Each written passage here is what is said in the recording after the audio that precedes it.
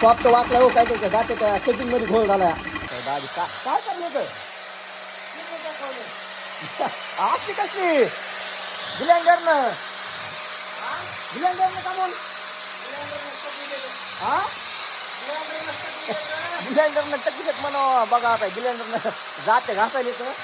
आता टकीट का सांग हे बघा छोटी गिरणी त्याची घरापुरची आपली मोठी नाही काही नाही याच्यावर भरडा दळण काही पण करते त्याच्यावर आणि त्या गिरणीला ब्लेंडरनं घासले तुम्हाला पाठी मागायला कॅमेरा दाखवतो चला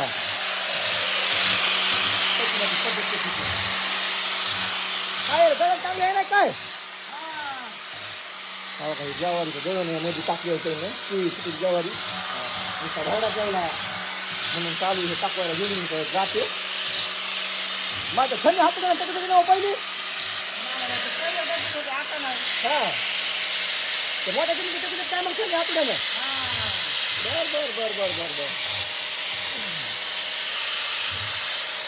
हे बघा मित्रांनो आपल्या घरगुती गिरणीला कसं टाकवायला येतं कुणाकडे जर घरगुती गिरणी असली मॅकॅनिकल बोलायची गरज नाही काय नाही डायरेक्ट आपलं सिलेंडर आणायचं हवा हे सिलेंडर आणायचं तिकडे भेटतं का सिलेंडर हे तिकडे भेटतंय 1,500 सिलेंडर मॅकॅनिकल किती पैसे घेतं या 500 रुपये का टाकून किती दिवसात टाकावं लागते या आपल्या दळणावर आहे आता ते म्हणजे दळण ठोकर येईल की हा दळण ठोकर येईल की टाकवायची का ना दळण ठोकर येईल हा